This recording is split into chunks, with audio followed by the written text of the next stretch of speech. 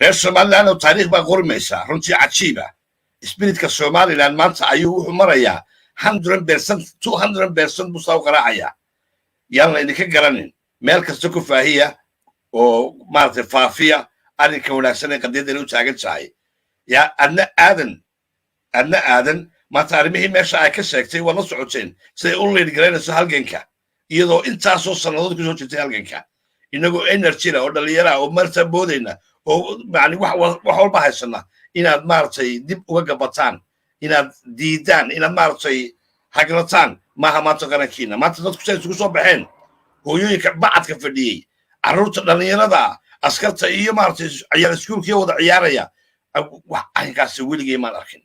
yani waxay ku tusaysaa xataa kama jirto waddamada qaar baana ka jirin well establishda 400 years jiray marka inoo gaarsiiya barnaamijka inoo shargareeya halkay leedaha la gaarsiiyo ismaaciil dulcad soo dhawo mujaahid weyn abwaan gaashaanle dadka xag jirkii hargareer somaliland anigu aad baan u soo dhaweeyaa inta badan iyo arrin yaroo batalaqsi oo maanta ka dhacday caawa warar badan baan idin hayaa waxaa meeshan ka socda waxaa la odhan jiray who is who ya taariikhdani way isqoraysaa laakiin nin walba meel buu ku qormayaa kuma ayaa kuma ahaa ayay arrintani noqonaysaa markay somaliland calankeedu uu ka taagnaado international communityga dhexdiisa marka united nationka calankeena lagu arko qaar badan bay taariikhdu after 40 years ama 60 years waxay doonto ay nagu qaadato qaar bay qoraysaa oo la odhanayaa kuwaasi meel madow ayay kaga jiraan oo xilligaa waxay u dagaalamayeen personal interest ya dagaal shakhsi ahaaneed bay dagaalamayeen baa la odhan doonaa marka caawa waxyaalo badan baa isku dhacay waxaan arkaya ilaa gar adag ilaa sanaag ilaa iyo maaragtay maasha allah gabiilay oo iyadu wacdara dhigtayba meesha gabiila laylan waan ka yaabay ya weli fara badana hargeysa ciidamadii booliiska iyo dhallinyaradii reer somaliland anigu berigaa dhagaxtuur baan ku jiri jirnay oo wada ciyaarayaan arkaya maanta annagu jaaniskaa maanaan heli jirin booliiska lamaanaan ciyaari jirin booliiska dhagax baa naga dhaxan jiray dhagaxtuur intaan kuma meel ka soo dareerno ayaan isku rugufi jirnay weligaa maydaan noolayn ya askariga meesha lagu arko waan ku carari jirnay ama dhagaxaan baan ku rugufi jirnay maanta waxaan arkaya iyagoo garbaha saas ku haystaa ardaydii ka soo baxday iskuulka la xelaata ka jun dugsiga sare ya iyo booliis nin booliisa oo runtii laygu yidhi waba la dallacayba ninkii odayga ahaa maasha allah ninkaa in la dallaco u wanaagsanaa oo ardayda kala qayb qaadanayo tuiska ciyaaraya dance sheeka lagta ka dhacday hargeysa dhexdeeda waxaan arkaya adna aadan oo ka soo baxday yaa la soo baxday spiritkeedii cajiibka ahaa ilaahay oo adna aadan noo daaho ya the bride of somaliland oo intay meel qabsatay af kasta ku harashay ya french oo ku harashay muxuu ahaa english oo ku harashay somali iyo farmaajo isaguna meel kana ka soo hadlay oo yidhi leydii aqoonsan maayo waa siyaariis la socdaa ninkaasi qolaa soo guurisay halkaa dul dejisay qolinkii siyaariiska aad baa kuu salaamay askar aadam walaalkayga qaaligaa soo dhowow waad salaaman tahay waa ku istaagay walaalo marka arrimo badan oo caynkaasa ayaa jira waddankani wuu socdaa caawa waxaan daawadsiinayaa kilibyada halkay wax kala wareegayeen barnaamijkii halkoodii gaarsiiya meediyada laga dagaalamaya twitterkii waa ablace dab baa qabsadayba meeshii la odhan jiray twitterka nin ina gawoobo la yidhaha baa hogaaminaya dagaalka iyo qolooyin kale oo reer somaliland dhalinyaro badan oo reer uk a saasaa la isugu baxay wasiirkii arrimaha dibadda ee muxuu ahaa villa soomaaliya dowladda aan villa soomaaliya dhaafsiisanayn ayaa saa loogu ereerayaa meesha waxaad moodaa inay dadka reer somaliland iminka meediyada soo fahmayaan iyo sida loogu sameeyo influenceka waayo dadkeennu xataa sheerta may aqoonin berigii hore liketa may aqoonin waxaa jecesha had iyo jeer like baa la saaraa ama sheer baa la saaraa waxaa qadiyadda meel gaarsiinaya xataa waxaa lagu tuuraa meelaha caddaanka amazonka iyo meelaha dhex degayiin ayaa lagu dhex tuuraa adna aadan hadda bal ka warrama waaya messageka adigu waad gaarsiinaysaa meel kastoo aad leedahay ya that's how it's going on walle waxaa shan lagama gabado waxaa la yidhi sheekaan idinka sheekaynaya in yar unbaa kolley oga oo dee maaragtay fahmaysa waxa aan ka hadli doono insha allah waanad wada fahmaysaan waxaa jirtay 1945kii markii laga soo noqday dagaalkii adduunka ee labaad markii laga soo noqday ayaa waan ogeedeen nazi germany meesha la yidhaahdo ama jarmalku siday dadka yuhuudda u galeen yani si aan cajiiba extermination adigu waxii la odhan jiray holocaustka way baabi'iyeen yani millions and millions of jews ayaa warshadaha lagu xaquuqi jiray la dili jiray dagaalkii labaad ee adduunka markii lagu soo noqday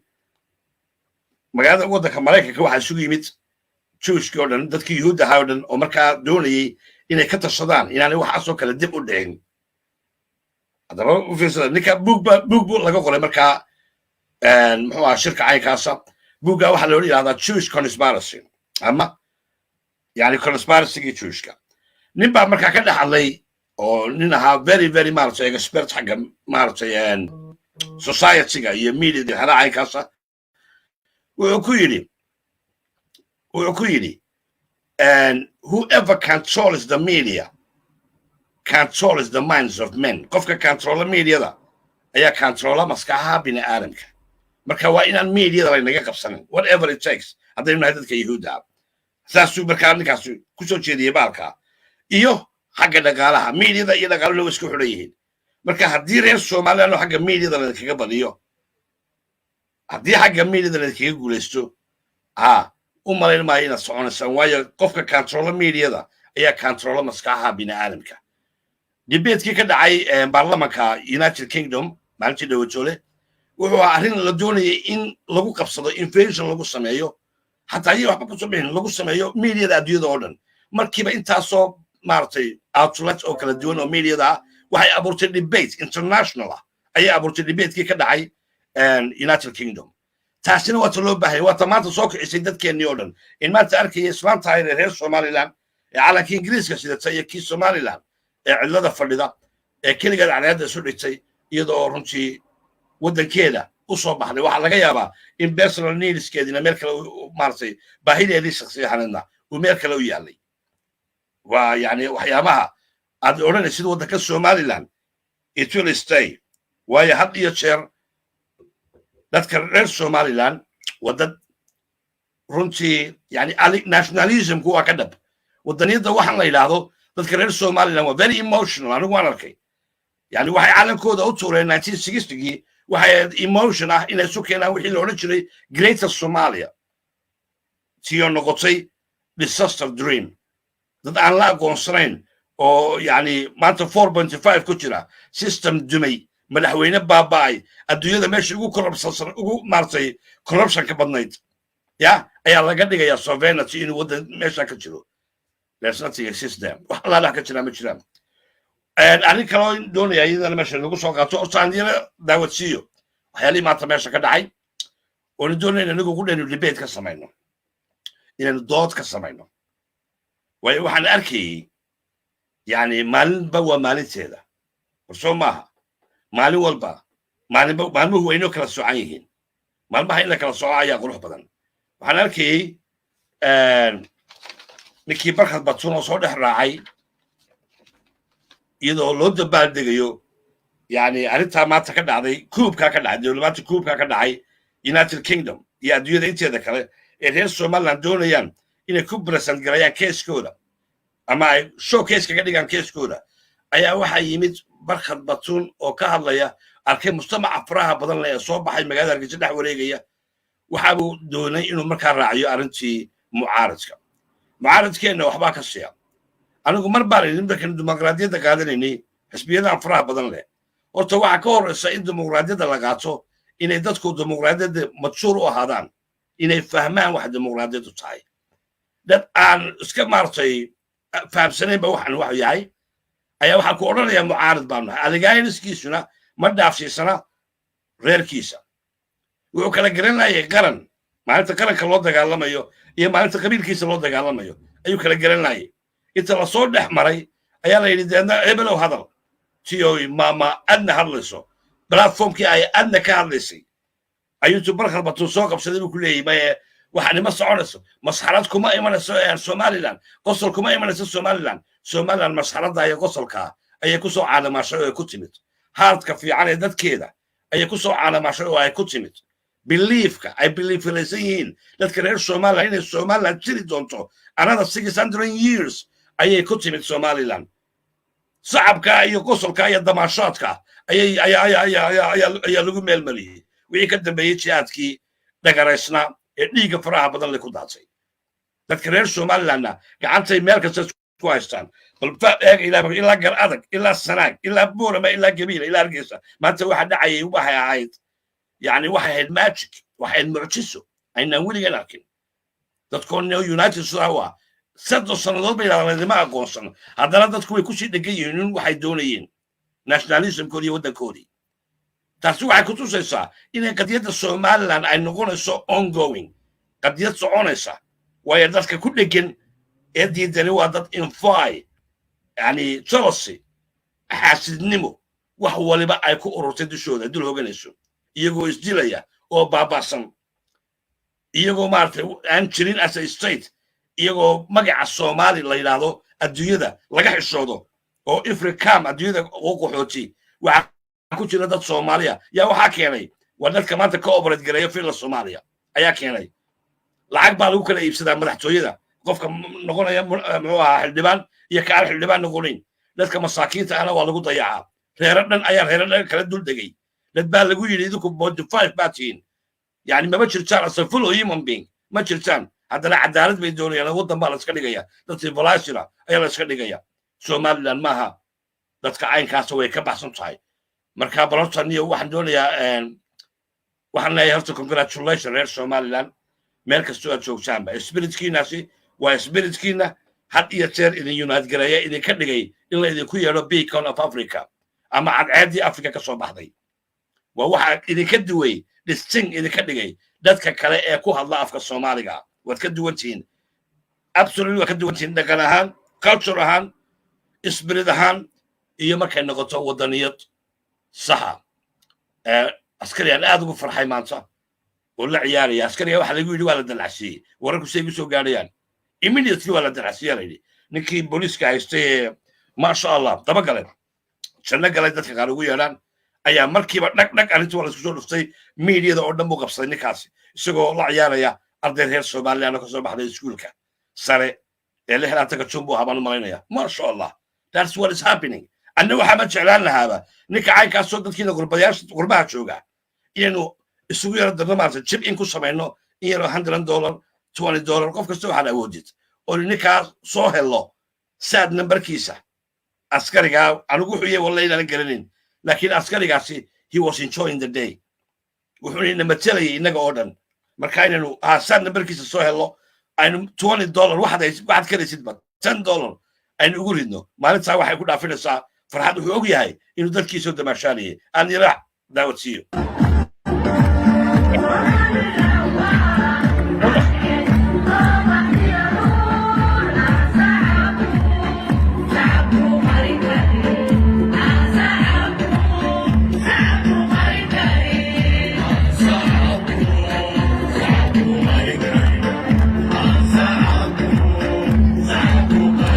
أصحابه غير كده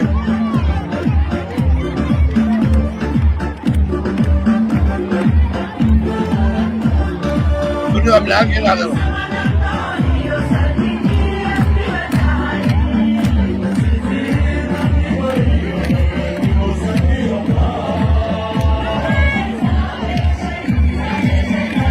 والله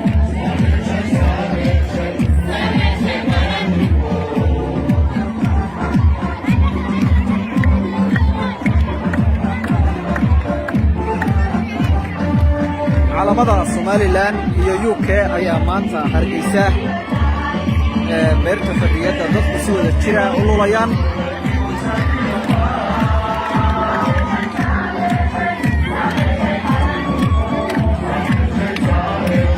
لا عادي عادي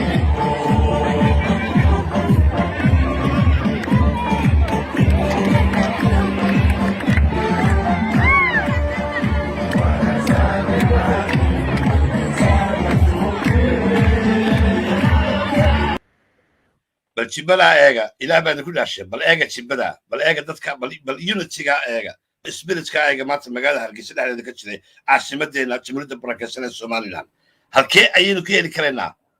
spirit caynkaas oo jira yani yani way yar tahay aad bay u yar tahay taasoo baan had iyo jeer u idhaahdaa jamhuuriyadda barakeysan ee somaliland waxbaa ilaashanaya aan caadi ahayn walle يعني إلهيا بالله إلى عليا ماشن يعني هو معجز أسكرت إنه وقف ما شاء الله أسكرت إنه وقف ملاها كلين كل النبأ وحيلا كلين السوق اللي ما تريد ناركي وحندوني أنا لو ذا قولي ونسي وضنه غير سومالي لانو mid ogaana waynu bedelaynaa bolis approachkeennii hore ee aynu had iyo jeer odhan jirnay me kaasi waa walaalkeen yani qofkii aan ogolayn jiritaankaaga waa hostile ayuu kugu yahay waa cadow ayuu kugu yahay jiritaankaaga qofka aan ogolayni waa qof ka soo horjeeda gurigaaga iyo meeshaad maxastaadu ku taallo waa qof aan ogolayn horumarkaaga dadka caynkaasa markaa wax allaale waxaad kula dagaalami kartid waa inaad kula dagaalantid af ha noqoto adin ha noqoto dhaqaale ha noqoto sabotaajing ha noqoto meeshan waa lagu kala tegey qadiyadda somalilandna waa mid soconaysa waa ongoing halganka qaar baa u haysta inuu soo dhammaaday halgankii yani lagu kala tegey maanta nin baan aad runtii gabay ayay qaar ii soo dirayeen maanta bulshada reer somaliland gabayay ii soo dirayeen walla inaan bay idin sheegeen abwaano ayaa ila soo hadlayay maanta oo dhan whatsappka waxay iga soo buuxiyeen gabayo aad yaabaysid siida ay leeyihiin waad yaabaysa oo mid waliba qaranka meeshuu ka taagan yahay qaar baa ooyayaba ood yaabaysa halkay taagan yihiin halkaas ayaynu maraynaa ya cadowgeenu wuxuu united ka yahay inaana somaliland adduunyada waxba ka noqonin innaguna waa inaanu united ka noqonno inaanay iyagu waxba ka noqon adduunyada inaanay jirin inaanay soconin waayo waxa la yidhi qaniyo ayaa qaniyo kaa fujisa maaha inaad silcisid maaha inaad dhulka isdhigtid maaha inaad baryotantid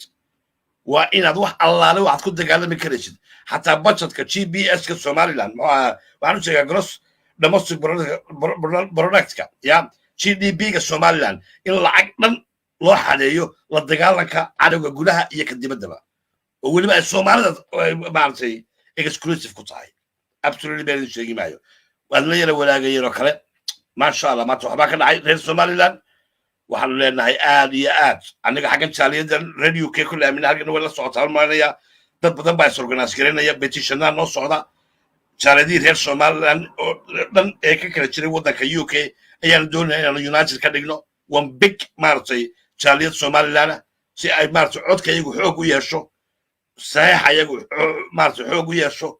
waxyaala badan oo caynkaasaan wadnaa ya bal aan yara daawodsiiyo waxaan anigu aad uga farxay oo runtii qof kastoo reer somaliland inuu ku farxayo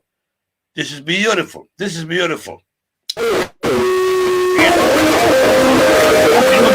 dareen bulsho iyo taageerada qadiyadda qaranka somaliland waxay maanta gooni u ahay kumaanku ka mid ah shacabka magaalada gabiley halkan waa reer gabiley oo iyaguna caawa soo bandhigay exactly waxay alla dadku kala gobsana maasha allah laanna waxaasay ku baxsan yihiin taageerada xukuumadda somaliland ee dhaqdhaqaaqyada aqoonsi raadiska qaranka jamhuuriyadda somaliland waa la maqlayaa maaya dhowaan ingiriisku ka yeeshay aqoonsiga qaranka jamhuuriyadda somaliland ee 30 sano xorta ahaa islamarkaasina lahaa calan u gaara lacag u gaara kala dambeyn iyo dimuqraadiyad iyo doorashooyin xor iyo xalaala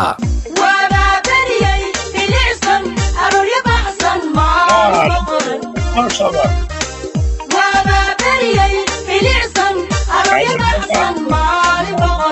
bulshada magaalada gabiley oo saaka ay horkacayaan barasaabka gobolka gabiley maayarka magaalada gabiley xogayaha fulinta dowladda oo si xildhibaanada golaha deegaanka ayaa saaka raxraxan mariyay jeedka albowla u ah magaalada gabiley ee caasimada gobolka iyagoo muujinayay taageerada qadiyadda madax banaanida qaranka jamhuuriyadda somaliland wallahi this is the beauty of somaliland do you see what is going on there waa crowds waa thousands of people ayaa shaqooyinkoodii soo dhigay wax kasta soo dhigay that is the spirit of somaliland I love that ilaahayow rabbil caalamiin waryaaneen ilaahay baa mahadle ilaahay ayaa mahadle tukada salaatan maaragtay salaatan shukri tukada waa waxa somaliland loo eryanaya bulshada magaalada gabiley ayaanu dareenadooda weydiinay waa in intaha caalamku la eegaan ingiriiska noqoto oo uga mahadnaqaynaa ku jeer annagu oon xoreyno awliyaashii xoreeyey xoreyna ingiriiska dacladuna saas tilaajiliyo abaalkeeda ha celiyo wayna ku mahadsan yihiin golaha ingiriisku siyaasi fiican loogu hagar baxay keligii taliyaha isku sheegay farmaajo la yidhaah ay amisom ilaaliso waxaanu leenahay dhiiggii ummadda ayaad ku fooldhaqatay horta taada badbaadi ta u k waxaan leeyahay u k innagaa reer ingiriis isku ahayn annaga awalba ahayn maxayda ingiriisku uu waddankayga gumaysanayey kana qaadanay xornimadii 60kii waxaan leenahay ingiriiska maanta hiil iyo hooba adaanu kaaga baahannahay abaal baanu idinku leenahay waxaanu idinka doonaynaa abaalkii aanu idinku lahayn inaad maanta noo guddaan oo aan hortiin inaan lanagu dhawaaqin ee idinku ku dhawaaqdaan madaxweynaha jamhuuriyadda somaliland muuse biixi cabdi waan ku hambalyaynayaa safarada dheer اعتراف رادينتا أو كوكالا بحيو ودمنا جاركا يو ودمنا دوك هودن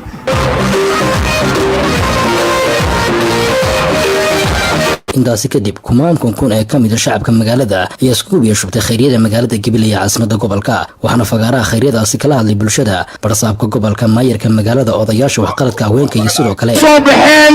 taageerada ay u hayaan ixtiraafka Soomaaliland sidaynu doonayno inaynu ixtiraafadu caalamka leenaga aqoonsado oo kale maanta tahay 60kii maanta waxaynu ku dagaalamaynaa nolosheenii jiritaankeenii dowladnimadeenii aqoonsigeennii maalin taariikhiya waa maalintii cabdilaahi suldaan timacade allah u naxariistee u lahaa sarreeyow ma nusqaamow ansigu yahay eegee ka nasiibka la saar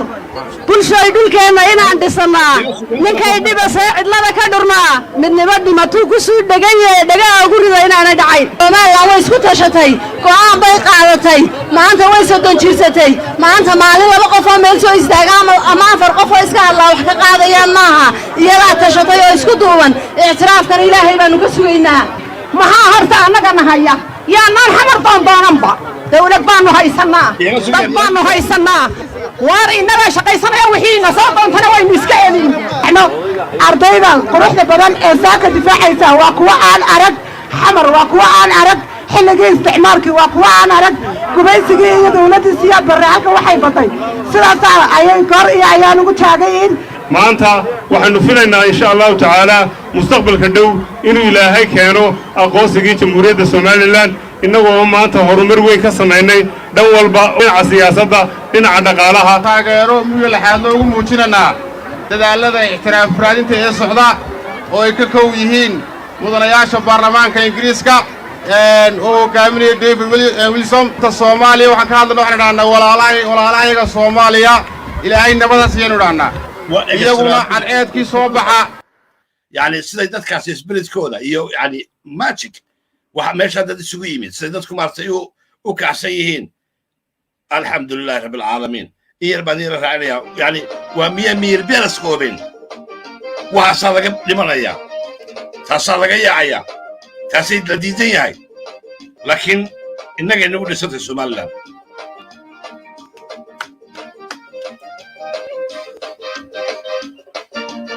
Allah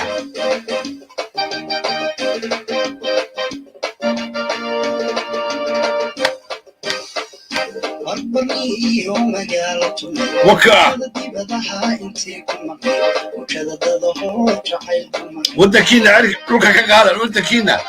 لوكا كقادا أوبلادا والله يبي لك عليه يقعصني كعليه يقعصني يعني لبدنا منا نجينين مالكو جين مايو راسكوبين ما توقع كده عيوض نصعد الدنيا مير بيه راسكوبين مصر شنو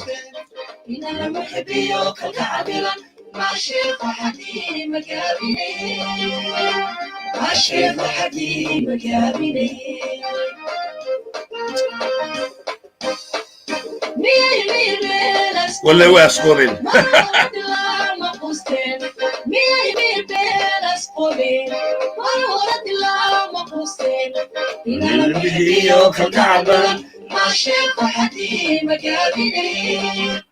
waxaan idinka digayaa reer Somaliland oo idin leeyahay walla guul baad taagantihiin anigu waan yani madaxadnimadiina dad waxaad very honest oo qof kasta oo hataa doonaya maaragtay doonaya inuu mutacaabiyo idinku waad soo dhaweysaan ilaahayna taasoo idinku taageeraa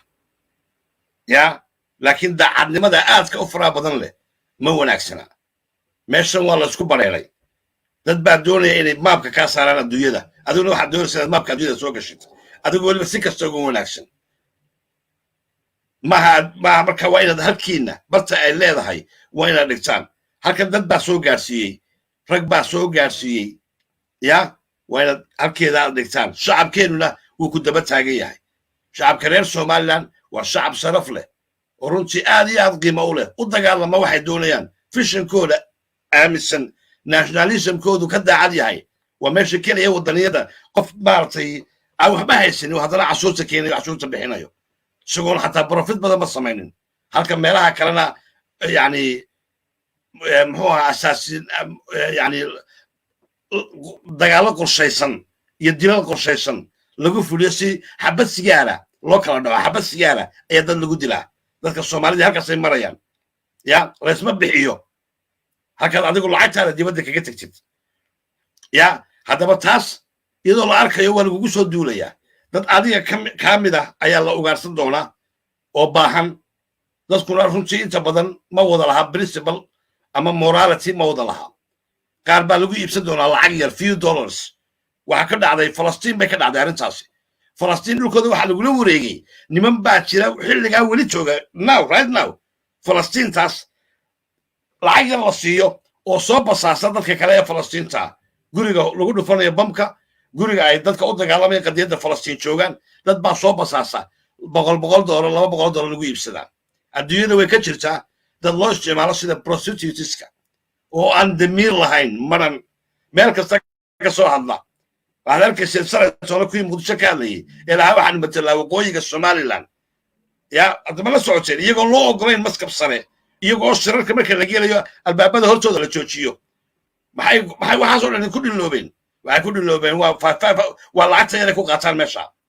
nothing more waa bilaa qadiyad nothing kaasuu midinku soo qaadanaya oo ku odhanaya waa kaasba waa reerkaygii oo kaygaad ka hadlaysaa ninka halkaa naga tagaa waa traitor ninka qadiyadda somaliland ka soo jeesadaa waa traitorkuna waa in la joogto wey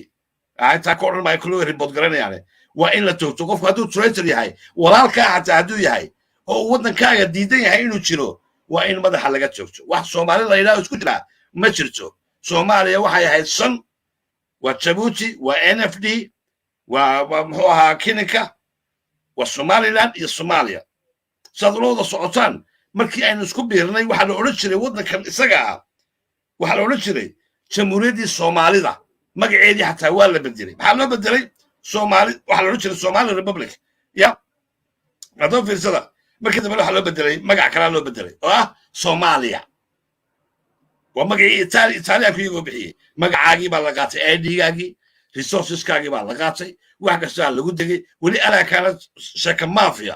ayaa lagugu wadaa waxa lagugu dilayaa sovereigntyga yar aynu wadaagi jirnayn weliba ay haystaan aqoonsigaa yar iyagu haystaan aynu wadaagaynay ayaa lagugu bahdilayaa lagugu baabi'inayaa soomaalinimo lagugu sheeganayaa lagu leeyahay isku muslim baynu nahay waxaa kaaga dhow ka israa'iiliga ah ee jamhuuriyadda somaliland aqoonsan ee waxgelinaya ayaa kaaga dhow ninka soomaaliga ah ee aan ogolayn jiritaankaaga horeyn uga gabanay arrinkaa iyagaa oo midabkaaga kaan rabin kiisana ha meel marin soomaalidu saasay jirahdaa kaan midabkaaga rabin kiisana ha meel marin waxaad u saaxiibtaan anigu garan maayo saaxiib lama noqon kartid meel kuma salaami kartid meel kuma wada lugayn kartaan yani derisno wax idinka dhexeeya ma jiro asloon qofkaasi uu jiritaankaaga diidan yahay qofku markuu ku ogolaado ayaad adna ogolaan kartaa adduunyadu saasay u shaqaysaa waa tit for tat waa give and take maaha in baakin ku noolaano aan ka yara gudubna anoo siira wado masha wax baa ku raaxaysanaya anigu way ka xun yihiin wixii noo soo kordha uu damqaa oo dagaalantaan soo diyaar uma ihidin qalinka inaanu ku dagaalano soo diyaar uma ihin way quuseen oo qori way ka quuseen qalinka inay ku dagaalano soo diyaar uma ihidin aqooyahan saraakiil fara badan oo reer Soomaaliland ah ayaa ka mid ahaa dadkii u dhintay ee ku naafoobay ingiriiska iyo xuquuqdooda waajib baynu isu lahayn waxay ahaan dalkiina guumaystay waxa ay ahayd inay cid walba inooga soo horreeyaan haddii ay maanta bilaabeen oo Gavin Wilson uu runtii hormood ka yahay waxaanu leenahay waa idinka mahad celinaynaa madaxweynaha Soomaaliland kalsooni uu muujiyey hore wuxuu sheegay cid aan inoo baahnayn inaynan inaguna u baahnayn tii waxay keentay in fadhiga loogu yimaado oo halkaa loogu yimaado oo lagu ixtiraamo fadhiga mudana madaxweyne kalsoonidaada iyo istaraatiijiyadda qiimaha la qaranka ku hogaaminayso waanu kugu barbar taagannahay waxaan si gaar ugu mahad celinayaa xildhibaan Gavin Wilson oo runtii qadiyadda Soomaaliland meel cad ka istaagay weerar badan ku socdo xildhibaan waa ku garab taagannahay adiga iyo xildhibaanadaadaba Soomaaliland ha noolaato miyaynu ku xidhnaan karnaa dad aan doorasho qabsan karin waxaynu ognahay in xamar doorasho qabsan kari weyday waxaynu ognahay inay isu imaan kari waayeen waxaynu ognahay in noloshoodii dadbanaan loo diray innaga waxaynu maalin cad iyo hadh cad baynu wax doorannaa doorasho isku sidkan baynu qabsannay qaaradda afrika kama dhicin halka aynu gaadhnay cid gaadhay war miyaynu dib u noqon karnaa maya waa la xaji telefishinka qaranka ah gabiley miyaynu dib u noqon karaynaa maya miyaynu halkaynu lahayn ku noqon karaynaa maya miyaynu qabiilii kala qoobnaa ku noqonaynaa maya anigu waxaan ka helay niyo bulshadu siday waddada u marayaan intaasoo thousands of people sidaa garbaha isku haysta wallahi bilahi hafta galaalahiya ya war meesha yaa iga saaraniyo waddankayna waxaa la qaybsado ayaa jeclaan lahaa 100% iyada waxaa ku dheeda hadashaynu program kusoo qaadanayna caawa telefoonada waan idiin furaya dhammaantiin baad ka hadli doontaan waad soo garaaci doontaan in yar dabadeed in yar yara suga waxaa iyaduna halkaa ka hadashay the bride of somaliland marka idhaahdo waad wada garanaysaan yaa sharafta somaliland yani cadceedda somaliland telefoonada weli maa furan yara suga cadceedda somaliland gabadha the only gabadha keliya adna aadan oo meel kasta kaga dhawaaqsay ka cabaatiisay yani dadkii ka soo horjeeday qadiyadda ama jamhuuriyadda barakaysan ee somaliland gabadhaasoo xataa isku dayeen cadowgu inay akoonno fayka uga samaystaan social mediaha iyagoo waxyaala aan meeshaa joogin aan jirin ku qoraya gabadha keliya ee stringska ay bulinka ku samaysay she pulled a lot of strings bedeshay political landscape-kii yani arrimaha dibadda ee somaliland adna aadan dhagtos ilaahay cimriga iyo caafimaadkaba yani ha u dheereeye waa maanta ka jawaabtay oo ay kaga hadashay halkaa iyadoo leh halkanaanu joognaa we are coming we are here waa taas taan had iyo jeer u yidhaahdo dumarkeenna inaynu informed kaga dhigno xagga politicska aad iyo aad bay muhiim u tahay waayo gabdhaha reer somaliland runtii waxyaalaha ay qabteen ee contribution ku sameeyeen yani waa very very tangible waa wax la taaban karayo waxaan arkayaa waxaan arkay gabdho reer somaliland single handedly maalin baynu program kusoo qaadan doonaa calanka uga taagay meelo fara badan gaadsiiyey qadiyadda reer somaliland meel kasta gaadhsiiyey iyagoo single handed ah keligooda yani dumarka reer somaliland they are very powerful struggle-kiina iyaga ayaa powerful ka ahaa maanta waxaa inagu dhex jira qaar siyaasiyiina oo doonaya inayna kala qaybiyaan qaar siyaasiyiina oo doonaya reer hebel iyo reer hebel inay noo kala qaybiyaan si ay iyagu kursiga u fuulaan iyagoon ogeyn meeshay ku socdaan hadday dadka kala qaybiyaan inaanay meeshay xukumayaan aanay jiri doonin waayo ummad la kala qaybiyey waa ummad halaagantay weeye la socda ummad la kala qaybiyey waa ummad halaagantay taas wayba maanta oo arkay adna aadna ka hadlaysay ayuu ninkan uga hadlayay oon runtii siinay maxaan idhahdaa wallahi waxyaalaha qaar aad baad yani laakiin waxaa markiiba halkaa kusoo booday oo meeshaa ka taageeray oo yidhi no arrinka anigaa xaal ka bixiyey anigaa diiday mayarka runtii aad waxqabadka u leh aad loo wada taageeray seegudhiisa aad yani quality of leadership leh cabdikariin axmed moge ayaa yidhi maya aniga arrintaa ka bixiyey xaal oo markiiba ka booday arrintaa diiday bal yara dhegeysta arrintan yara dhegeysta iyo sinaan iyo wadajir iyo ilaalinta doorashadii asalaamu calaykum waraxmatullahi wabarakaatu waxaynu u baahannahay halo asalaamu calaykum maxamed aad baa ku salaamay calaykum asalaam waraxmatullaahi wabarakaatu soo dhawow waad la socotay programkan marinaya waan la socdaa ma hadla ku soco waayahay horta hambalyan leeyahay hambalyo reer somaliland madax iyo shacabba waayahay marka waxaan kolley maanta arrin yar uman doonaya inaan ka hadlo haye maanta waxay ahayd qadiyaddii somaliland baa loo taagnaa waayahay maadaama qadiyaddii loo taagnaa iskuulladii brifatka ahaa dhalinyaradii may fasixin iskuulladii brifatka ahaa waaye iskuulladii dawladda keliya tawayay dadkan magaranaysaa ay marayay xilligan iyo isku soo baxa haye waxaan markaa ku talin lahaa haddii macallimiinta lama garanayo meel ay ka yimaadaan iskuullada brifatka waddanka ka furtaye maalintay qadiyaddu taagantay haddaanay fasaxayn iyo ilaa albaabada la iskugu laabo ولا يبلي على كمان كقول عمريكا وواحد هذا مواطن ان طلعت واحد هذا اسماعيل ان ضد كلي حتى ماشي كإيمان يعني قد يدب الصح كهين يعني عكرتا وجس لكن لو ضد هذه لوقا كوسو دغدك واد مقشين كرتا ولا دو سلامي كرتا ايه واي hadii la hayra taas waa koow talabaad waxaan leeyahay barqad batuun maanta wuxuu ka hadlay magaranaysaa isku soo bixi aye nin waxaan lahaa siyaasadda iyo hal kala saar qaranimada Soomaaliland aad iyo aad waa ku raacay ku soo madaxweyne kasta uu inagalayaa madaxweyne kasta uu inaga tagayaa aye ku soo walaal ugu dhageysanaya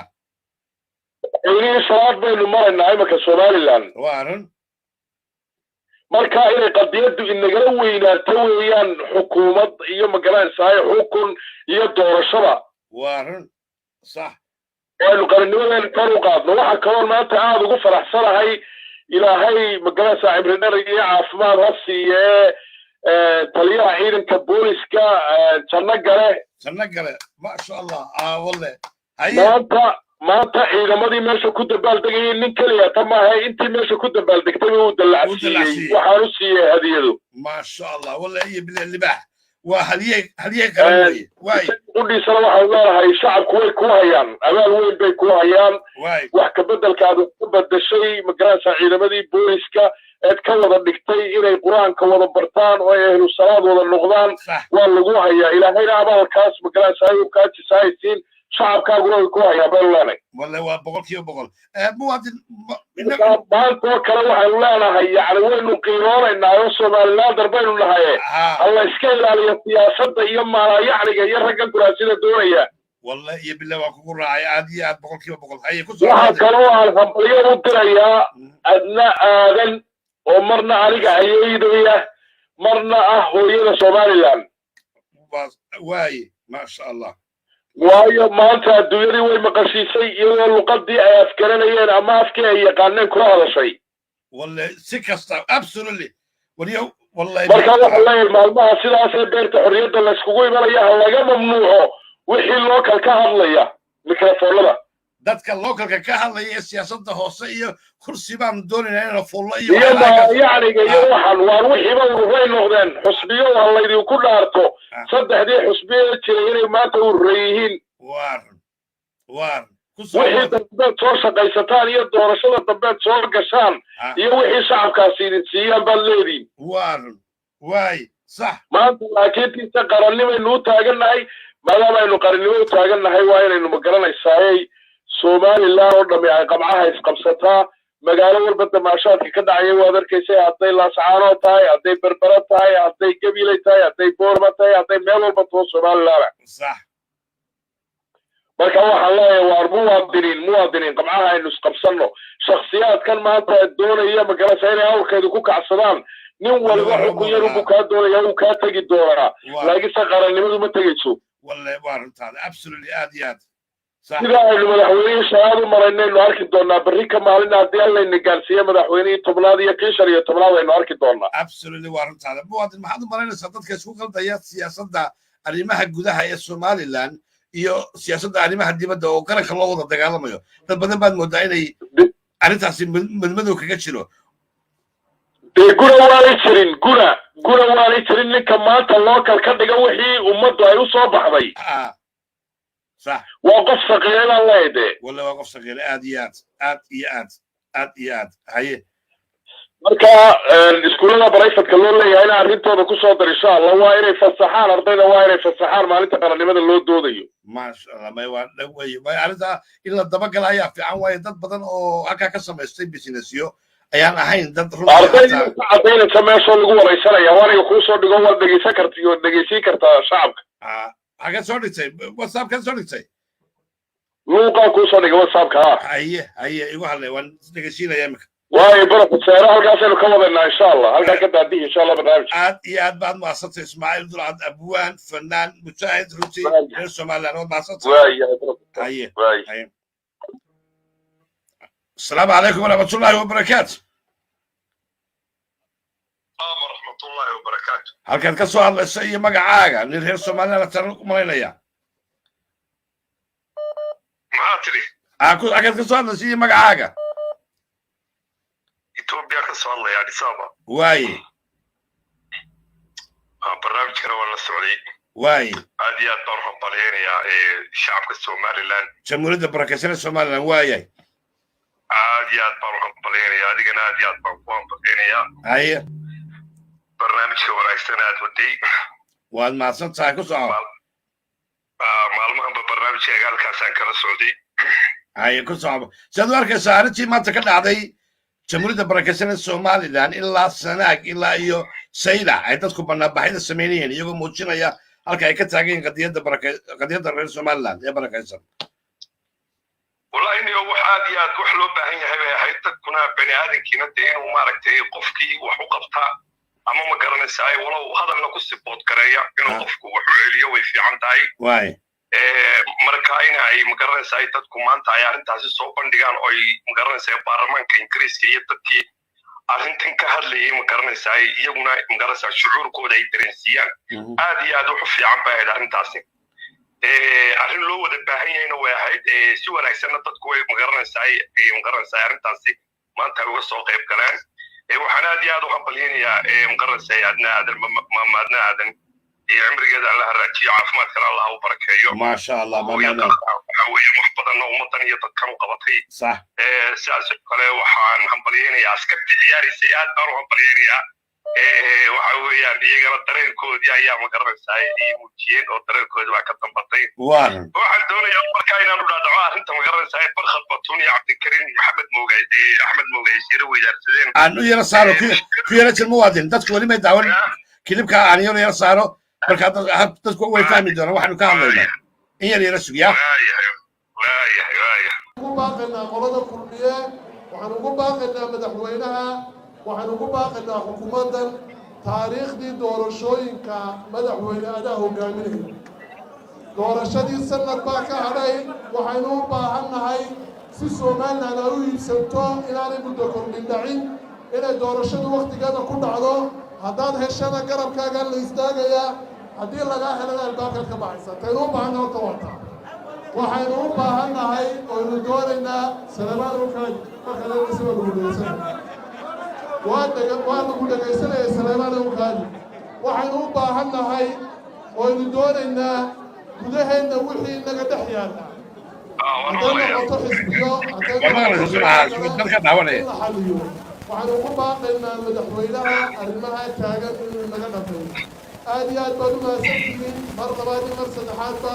Somaliland ilaahay ha guuleeyo innaga calanka u sidana innagaa iibinayna sharaf bayna aniga shakhsiyan ii tahay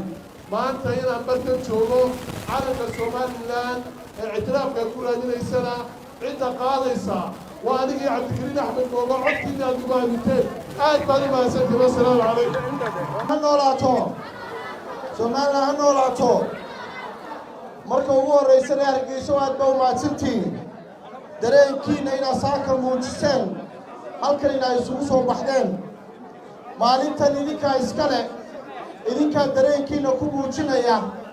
idinka ayaa doonaya inaad muujisaan inaad tihiin dad goba oo sharaf badan oo saaxiibada Somaliland la jira kuwa u mahadnaqaya maalmaha waa la kala leeyahay maanta halkan iyo madashan madal siyaasadeed maaha shacabka iskale dareen shacab weeye dooni shacab weeye waxa rabtaan weeye idinkoo mahadnaqaya weeye arrinkaas cabdikariin axmed mooge waxa uu sameeyey arrin runtii cajiiba yarasug wuxuu runtii markiiba ka jawaabay oo diiday uu gaashaanka ku dhuftay arrintii uu barkhad batuun meesha ka yidhi arrintaasoo ahayd inuu kala garan waayo maalin qaran ninkan waa la soo dhex maray barkhad waa la soo dhex maray waxaan u ololeynayaa يعني دad doonaya inay kursiga ku fadhiistaan iyadoo loo dagaalamayo maalin qaran cabdikariin axmed mooge arrintaa waa yani gaashaanka ku dhuftay wuu diiday dadkuna waa inay kala gartaan waxaa maaragtay meesha ka socda qarannimada marka loo dagaalamayo iyo marka loo dagaalamayo xisbiga markaad u dagaalamaysid waa two different thing ku soco muwada ku soco maxaa tiri waxaan arrintaa waxaa ka leeyahay mujaahid jaamaca horta waxa weeyaan arrintan waxay ku tusinaysaa inuu caqlaaniyadiisa iyo qofkan intuu gaarsiisan yahay waxa weeyaan waxaanay carabtu tidhahdaa likulli makaan maqaal wali hadal bay leedahay meesha wixii laga hadlayay iyo waxaanu ka hadlay waxa weeyaan ismaba laha marka geela loo heesay gorayada u heestaa ismaba laha صح marka waxa weeyaan waran ku taagnaa un buu ninkani meesha la soo galay bay ka dhigantay ma garanaysaa arrinkaa miyaad u malaynaysaa in loo soo dhiibay oo xisbiga xisbigu tiray uma malaynaya uu Somaliland daro uu Somaliland jecel yahay laakiin waxa meesha may Somaliland uu jecel yahay taa waxaanu baa ka batay oo waxa weeyaan arrintan xisbinimada iyo meeshan aynu marka dadka ilaahay caqligana kuma sinna ma garanaysaa ay garaadkana kuma sinna taa intaasaan ku dhaafaya jaamaco ninkaasi absolute man kamcumada ka dhacday mamada ka dhacday maalin walba nin baa hoobanaya meesheedii ma ahayn maalinba nin baa soo hoobanaya islaantii ma maqli jirtay filankii hablayo maxay islaantii yaraday biijka fadhiisan jirtay hal baa la soo hoobanaya odhan jirtay hal ya waa la soo galahayaa hal baa ya islaantii oo kale ku soco si wanaagsan marka waxaan leeyahay niyow hala kala saara qarannimada Somaliland iyo maxay waxyaabaha localka ee siyaasadda iska kooban xisbinimadu waa local kursigu waa local in wax la kala riixriixda waa localnimo laakiin midda waxa weeyaan laga wada siman yahay aan la dhaafi karin waa qarannimada Somaliland marka waxa weeyaan waa in sida loo dhowro qofkuna ma garanaysaa meesha uu dadka ula hadlayo iyo ka hadlayo iyo waxba ma garanaysaa waa inuu miisaamo ma garanaysaa inuu maaha qofku fadhiisano waa arrinta maaragtay meesha waxa la soo galo marka aad iyo aad baan diin hambalyeynaya insha allah geeduguna waa wuxuu yidhi cali maxamed warcadde habeen dhaweyto aad ugu ula yaabay kelmad cajiib leh garanaysaa cali waa nin muwaadin cajiiba ina warcadde waa libax wey haye القافلة تمشي والكلاب تنبح maxaa macnaheedu yahay kuna uu soconaya macnaheedu waxa weeye safarku uu soconaya ayduna way iska ciyaysaa waa runtaada sax walla waran marka waxa weeyaan qaafilada Somaliland iyo safarka Somaliland iyo magaranaysaa hawshana way iska soconaysaa waana la gaarayaa kama dambaysta insha Allah waa la gaarayaa ayduna way ciyaysaa inna loo ma joojinayo thank you aad maadsantay muwaadin thank you very much iyo kulaalka kaga jira magaranaysaa jihaadka halkaa kaga jira nagu halle kulaalayana waa Axmed Cabdi Askar salaamu calaykum waraxmatullaahi wabarakaatu waliyahay waa walaalkay maasha Allah aad maadsantay walaalkay waa meesha igu soo galayba waa askaradii aad maadsantay Axmed aad baan ku salaamaya thank you والله بالله وهذا ووز وهذه رقابة وين ولكن ما بيجي ماشي يا ما شاء الله فاميلي جوا فاميلي حق السؤال ما كنا قطع السلام عليكم ورحمة الله وبركاته عليكم السلام جاعة والسلام يا وأتبعكم السلام سعودي مواطن ما حد من الناس ما تعلم ميك الدعاء وأنا كي تركي يجلس على الجري إذا عاد يلد ولا الجري هنبلي maalin qarab bay hay ma sha Allah صح waxaan leeyahay gacmaha qabsado meel kasta la joogo maalmaha maaragtay xafiyada iyo laga hadlayo qarannimada waa la balaarinaya codkana kor baa loo qaadaya sidoo arkaysa maanta arrintan uu barkad batuun ee la soo dhex maray uu ka hadlay arrimo doorasho iyo xalaankaas iyadoo meel kale lagu jeedo anu odhan maayo xildhibaan qaran aflayaadeyn maayo odhan maayo eyduna way ciyaysaa وانا la soo dhex maray hadallada odhan maayo wax xildhibaan qaran maxaad markaa umalanaysaa adigu sida xildhibaan qaran hadduu ka baxo arrimaha qaranimo xildhibaanka qaran hadduu qaranka u dagaalami waayo haddaad dhammaysatay ya si fiican buu da u hadlayo wuxuu yidhi waa maalin Somaliland oo maalin qarannimo ah kaasi waa cabdikariin axmed mooge waa maayar haddaad soo qaadatay ahayd doorashada hala qabtana maayar doorashada haddii la yidhaahdo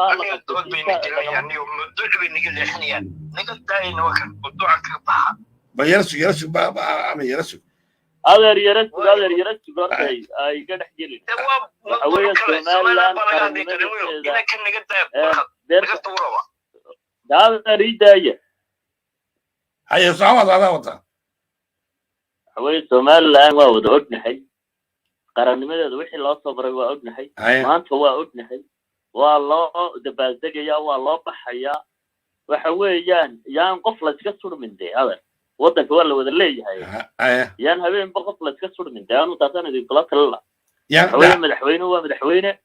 ما أنت ويلا هذا تقرن ما لو دبازدقيا أما إيدين ما يان نقطة ما أنت لا نقطة ولا أجيد يا والله صباح يا ما وين كم لبضا إننا مش كهذي لبضا إننا أذكر حسين إدي الله يضي مدينة وعم بوها الله من نفسي كلا وهذا لبضا بوضني بيك صباحين ما وين يعني ما وين دليل يربان يرسم عيني دليل يربان يرسم عيني موادين لكن وين كجود بيننا بعد الكلام سيد واركي سيارة ما أنت دقيسة دي موادين دقيسة وين كجود بيننا على تعبر خديو إنه موجي اسكت جوابين سيد واركي سمعت بنا بحي قرن من السلوم موجي أنت نالك مرسو يا ولا كوسو أموادين صح وحين نبي فكر كنا iyo oraahdeena in caalamka gaarsiinay de waa intaas laga sii badiyo ma sha Allah waxa weeyaan qarannimada nin waliba maalinta uu fursiga ku fadhiyo uu halgamaya dalkan si hore ugu socon laaba looga shaqeynaya waxa weeyaan de qof qori kuma koobna maalinba qof baa meesha jooga waxa weeyaan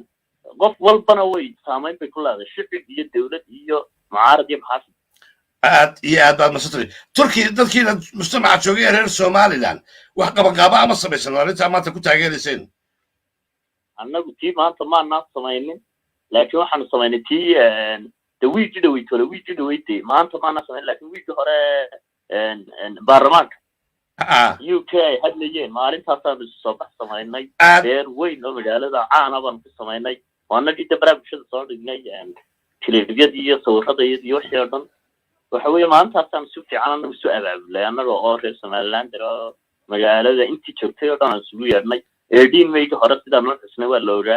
oo waxaan ku qabsanay hoor weyn oo magaalada baan eedin meeyga ku qabanay kan soo socotana diiray ka dhigo waa qabanay ما شاء الله هذه أدبان ما صرت مواطن الآن مواطن كلا سوى لك كل شيء يرسل السلام عليكم ورحمة الله وبركاته عليكم السلام ورحمة الله وبركاته ما شاء الله ينادر الملاك هذه شرفته أدبان أنا قد إلى وحسا كله وكل احتري ورتانو هم بريا ندير هيا إذا كانت تقول شمال ما إما كذا تلفون كي يكتروا إذا لحد من السلام يا إذا كانت شمال لاند واي إذا شمال لاند لما تود بالبوليسي ملتير بود شو سلام يا هذا هو رأي السلام يجارشيرو هكذا وكان نجيب خبر محمد يا حسين انتوا الى سلاميان ما شاء الله عدي احمد ديرانو ويدو سو سلاميا وترياشي ما انت تاغنا البوليس انت الى مش سلام ادي حاصل يعني نغنا يا رسول عليكم السلام واي مركز سلام بيدي سو تريان gaar ahaan wanigi makablo badan waan wada hadlanay inama badan oo yiri waxbaan ina ka u dirayna hadallo ka soo dhacay oo jooga tahay ku dibadda jooga marka adigan guuri ahaan ku soo dirayay inta aamin halkan dabaqada waxay u fikiraysaa inuu caawinayna halka ay u qaataan waxa sheegaysaa askarigii Soomaaliya la ciyaaraya ardayda waan haynaa anigu waa nimkan wada hadlanay gabigooda way ku xidhan oo wada sheekaysana waay marka magaciisana waay haye hadda waxaan kugu soo gudbin doonaa aamin yarteena aamin halkan baa in wanaagsan oo xarfado aan hadda meesheeda ugu soo diraya waan hayaa imika adigana waan kuu soo diray markaas saadkii wixii oo dhanba ma sha Allah wixii loo qaban karo imika inama jarmalka jooga dibooba lacag ay warwariyeen halkan waxaa laga aruunayaa horena waan igu kugu soo daciyeen wax waan tarnaa anigu guud ahaan dhalinyaro badan oo meesha ku xidhan صح wixii loo qaban karo ma loo qabto weyna idin dhegeysanaya weydi kula jiraanay waxaynaada laga idinka dardaaraya idaacadda si fiican buu u shaqeynaysaa ilaa hadda mucaarad iyo maxaafid buu ku dhegeysanaya mucaarad iyo maxaafid baa ka weli ku soo dhaweynaa inagu hadiyo jeer waxaanu nahay dad isu keena dadka reer Somaliland anigu maalin waxaanu abuuraynaa program la yiraahdo marka xisbiyadu bilaabaan alma xisbiyadu waxaan doonayaa inaan sameeyo program la yiraahdo la cashay wadani ya kan reer wadani ku casheeyaan أنا هبين كم ماشي كده ولا وضني هبين كل مية دورنا هبين واحد دورنا كل لكن واحد دورنا ينادس كمان سوق كأنه يعني نجا فايد السنة ده حدوده واي حيوان ما صرت عاد ما صرت عمي ألو ولا مش يقولين ألو هذا كتير وانا قلت له توني قاعد اسوي قلت له بحي اي كسب مودن حاجات كسب سيدي ما حاجه magacay waa jarmalka ka soo hadlaya maxamed daahir weeyaan reer Somaliland baa timiya asal Somaliland baan ahay marka ninka hore waa salaad iyo odayga reer London maxamed ismaaciil weeye isaguna يا مالك اللي ضد كوشيكي وتسفر Somaliland مواطنين وقضية Somaliland من Somaliland يشترك Somaliland بكويين runtii iyo baan caydiyada dadka la midka ah aniga qolada meesha waan ku jiray dadka Somaliland iyo qadiyadeeda iyo jiritaankeeda iyo ciidankeeda dadka xoojiyaan muddo ka nasbeeyay marka adigana aad iyo aad baan kugu hambalyeynaya aad iyo aad baan ayaad ugu mahadsantahay barnaamijkan iyo programka wado sida qurux badan u dadaysan wadaba marka inta ma ka qaato waxaan doonayaa inaan maanta waxa dhacday banaanbax ama isu soo bax lagu taageeray qadiyada iyo madax banaanida iyo jiritaanka Somaliland oo ka dhacay dhammaan dadku Hargeysa bay leeyihiin Hargeysa kama dhicin inta magaalada Beergaab ka dhacday Gibiile ka dhacday Berbera ka dhacday Hargeysa ka dhacday gobolada Somaliland badankooda Burca ka dhacday inta waa la isugu soo baxay laakiin indhaha bulshada ama indhaha dadka qurba jooga badankooda waxay qabanayeen inta beerta xorriyadda Hargeysa ka dhacday صح oo daaskar laakiin adag ila tuulooyin badan iyo qorxoyo intaas bay qabanay laakiin gobolada dhan way ka wada dhacday taasina waa farxad gaar ah joog gaar ah dareen gaar ah ay muujinaysaa lumaaniga marka horta deegaanbalyan la askariga uu dalacsiiyay taliyaha ciidanka booliskuna iyo askarta kale ee rag iyo dumar bale labada hablood iyo saddexda ninba aad iyo aad baan ugu deegaan waan garanayaa anigu qaarkood aad iyo aad baan magaalada taliyaha ciidanka mustaqbal kale ugu garanaysaa uga abaal celinaya dadka reer Somaliland waa haya qof walba oo magaalada libax nin galadayba wuu og yahay ay Soomaalidu ku maamulaa wuu og yahay absolutely wax uu fiican sameeyay ninka qarankiisa oo heelan ee magaalada dadkiisa ciidan ha ahaado ama sifil ha ahaadee dadkiisa inuu la shaqeeyo ama dadkiisa soo jeedo ama qadiyadiisu qantaay joogto dadku isku aqli maaha sidoo dadkii ay aqliga inuu weeyo ayuu qadiyadana inuu weeyo joojin qaar baa jira benefit oo aad iyo aad u maran oo waxa lagu shubto oo kaliya la yimaada social media iyagoo u adeegaya dad shisheeya wadankoodina ku kacsan حاويتها قلوي كاسويتها ونص على قلوي واتكلمنا صاروا وتطبق النوع البويلي معها عيد والبويلي هم قواسنا واحد تليها عيدكم جايزتها والسيامة درجتها والسيامة بالكتب وارن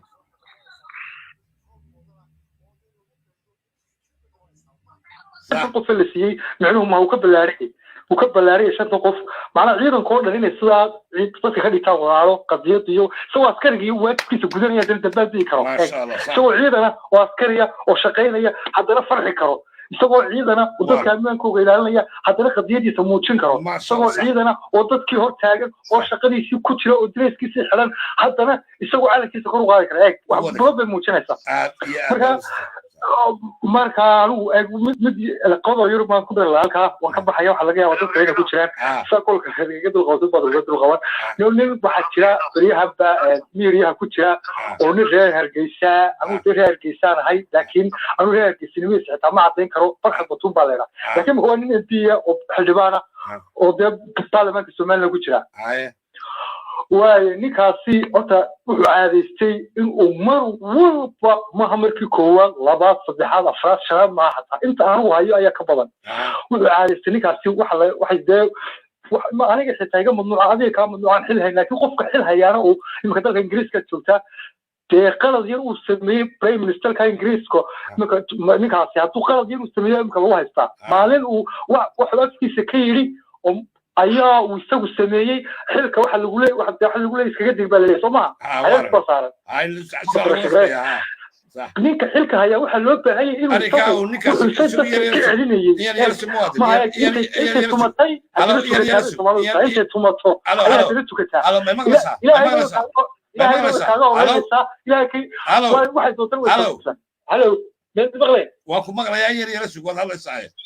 waxaan doonayaa inaan arrintan aad yara bantan ila taabatay inaan dadka u yara macneeyo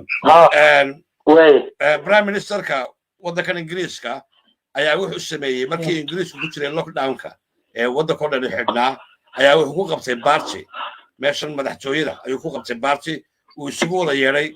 dadkii maarta saaxiibadii iyo dadkii meesha ka shaqaynayoo dhan marka uu ku yidhi soo qaata idinku weliba buuskiina iyo waxaad cabaysaan iyo cuntadiinna marka dad 200 oo qofa ayaa isugu yimid meeshii looga talinayay ingiriiska sidoo dadkoo dhan lockdown ay ku jiraan oo wada xidhan yihiin arrintaasi waxay kaliftay in imika mucaaridkii iyo jaraa'idadii oo dhan ay qaataan oo deedna ninkii lagu karbaashay arrinta caynkaasa oo la yidhaha haddii uu prime ministerkiiba samayn karayo kii oo dadka caadiga ee commonka ninka waddada maraya keligii ninka miskiinkii uu guriga ku xaraysnaa aanu xataa shalin soo samayn karaynin ya sidee bay u dhici kartaa in prime ministerkii uu baadhi galo marka imika waxaa lagu qasbayaa prime ministerkii united kingdom inuu iscasilo ya inuu iscasilo marka arrintaasuu keena dhawaajiyey muwaadinkan hadlaya yaad martada sida dadka ugu balbalaarisay marka barkad batuun isagoo mas-uule oo NP oo xilsaaran yahay anaa beenta ka xishoonaya ayuu haddana wuxuu samaynayaa beena cad buu sheegaya beentuna cadaanka ahina ninka dadka u sahan tagaa imika haddii abaare dhacdo meel abaare ka dhacdo sahan baa la nidaamiyiga waad aragtay ninkaas dadka u sahan tagaa hadduu sahan qaldin dhiibu dhulkaasi waa lagu doogay dareemada iyo dicda halkiintaa joogta cawsku jidbuu maraya uu dadka sahan beena hada ka hor والله وارن ايام دروي صح ayaan darasoo barkad batuntu wada hadaba waa sida isagoo mas-uula ayuu wuxuu ka sheegaya mas-uuliyadiisii uu been ka sheegaya imika nin kale ilaa jawhar buu wajalay sheekh dirir buu wajalay maalin kale muuse biixi buu wajalay intaba macalinkiisii jaamacaddu wajalay oo jaamacadda hargeysa ka hadashay jiri waa been oo cadaynkii lagu waayey muuse wuxuu ugu rudgaan baa tahay oo dadkii sheegay oo lagu cadaynkii lagu waayey ina cali jawhar وسومالنا سمعت كله وضياش سومالنا ومضنا وضي الشيخ بلد كبربور يقول وضع قرار يعني أيوة وانشلك ويشيل إلى على التوهب بس إذا يروح صوف الاستوديو أو تي في السوبر سيوري عادي ما هل كان كنا عارفين على التبرخ marka su'aali ninka kadaabka weeyaan beerala marka beerta maantana waxaan ugu mahadnaqayaa isagana sidoo uga qabtay runta ugu sheegay ninka la yiraahdo Abdigari Axmed ay aad baad ma sotay muwaad waad ma sotay thank you very much ku socmood adiga ku xiga maqlaysa assalaamu calaykum waaye dhammaan waan salaamayaa shacabka Somaliland iyo ciidamada qaranka iyo adiga oo jaamaco barnaamijka loo daadaynaya aad iyo aad baan salaamayaa dhawaantii waan ku salaamayna adiguna ku soo noqo runtii aka jaamaco waxaan ugu faa'iideysanayaa aye facekii hore shacabka Somaliland wuu gutay maanta oo waa kuwaas oo isku soo baxeen waaran noo harsan facekaasina waxaan aad iyo aad uga codsanayaa haddii ay qoladii golaha wakiilada ama baarlamanku halkan iminka inaga daawanayaan ay ku jiraan waxaan leeyahay idinkuna cod fartaaga ku taageera arrintaa baarlamanka okay صح ما شاء الله وبرلمان كانوا انك فديستان oo deena arrinta صح arrintaasi haddii markaasi ay labadaas ismaaj garayaan iyo shacabkii oo rabitaanka bil arkay iyo golihii baarlamaanka oo shacabkiisna matalayo codkii shacabka ku fadhiya intaasoo ismaaj garayaan miisaan culus ayay yeelanayaan okay aad baan kugu taageeraa 7 runtii macnaha xagga jaanishada siyaasiyiintan waxay jiraan markay meel yimaadaan jaaniska siyaasadeed ka faa'iidaysan runti waa run arrintaana waxba ay kullayaan kasii wadwadine barkadna waxa weeyaan waa ragga marka runtii horta ninka arkee waa dadka muwaadinada qaranku aad iyo aad ugu weyntahay barkad baton inoola horse maalintii dhaweydna ninkii ugu soo hor bannaan baxay ee xaafadda daami ugu soo hor saaray ayuu horta haye marka haddii ay maalinkeeda hoostay waxba dhib male waxba yeeneentaa kusii tagin ninka aan rabo inuu baarlamanka horgeeyo qadiyadaasi farta gacanta loo taago ayaan ka rajeynaya inuu noqdo aad iyo aad baad mahadsantay muwaadin absolutely waxaad keentay arrin cabdirasaaq khaliifna u soo jeediyo waa ay صح aad baad mahadsantay muwaadin thank you aad mahadsantay السلام عليكم ورحمة الله وبركاته مستر دلعد اسماعيل دلعد والكم مغلاوس لما كلمة هاي كوسع مواطن كلمة كوالو حوالي أوقف كارت بيرسونا تاجيسا هل إسكت أيو أيه صح وقف كمجرس هاي دائرة العذاب رجعوا ما تكون لوق الدلامو يعني شخصيا كيسة الله وير ما فينا وارن قف الله وير لما يروح أكثر تاسف تواتكوات عاديات صح طلبنا وحلا وير ما هذا الذي يصير هذا يكون ما هذا إسكت داية كلمة وواحد رابان ما سومالان ترى واحد ترى نير أنتوا لا كبودو تلا كبودا والله ورسالة لذا ما سومالان ما هذا النقالة بقول كيف بقول ها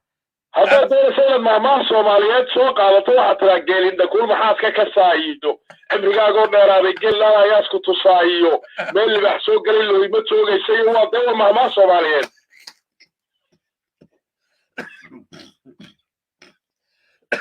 كودي صح marka teena aynu nidaamno waa ma Soomaaliland ra waxay tiraahdaa kelmadda afkiina bara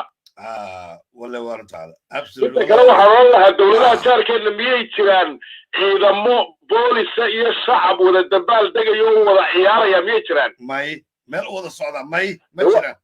alxamdulillah baynu taaganahay haddaba aynu sujuudda badina waa halkaagii alxamdulillah ma sha Allah waa dadka diyaa u sheegan laakiin dadkeena يا مو أوجا dadkan waynu ku adibaynaa hadii la hayraa ma imika dadkii way kaceen ma sha Allah dadka kale xitaa programyada laga soo hadlayo kale qofku waa inuu yidhaahdaa waa aabba Somaliland dare iyo hadday gabar tahay waa hooyo Somaliland dare iyo kelmadaha afkiina bara reer Somaliland wakaas Freysi ka bartay sida bartay kelmadaha waa barta hadalada caynkaas bartay iyo maama Somaliland dare waxay tiraahdaa iyo waxa weyn aqligiina ka dhaadhicisaan ما شاء الله صح ياد marka intaas ku darsan lahaa doo salaamay programku si fiican buu socdaa waan dhageystayaasha ka mid ah insha Allah abwan codsiyar ma sameynaa codsiyar baan khayr codsanaynaa gabay soo saartay bariya dhaxdaas ahayd waad ku luqeynaysay ilaahay naxariis janna ka waraabiye suldaanti macade luqdiisii ku sameynayay gabaygii miyaad haysaa ma yar baan nooga jacsin إير بالي كتعسين دولار قبيقاس أنا هرت قري وحلا إلى هذا قبيقا مقعيس الصوماليلان واي ما شاء الله هي وحنا يقول للسي وحنا سلوا كيد ده حجابته الله مقرسة الذي هجيه عبد الله السلطان تجي واي مركا وحنا سلاها وقت يوم مركا تسوقي وقت قد دمبه مقران ساي كور بحسد واي مركا إير باكا سوق هذا دولار إن شاء الله قبل Somaliland baa la yiraahdaa siiqadan qaadanayana waa siiqada Cabdullaahi Suldaan Taba Caday lahay jannada ka waraabiye aamin ku socobwan oyaalay Allah oyaalay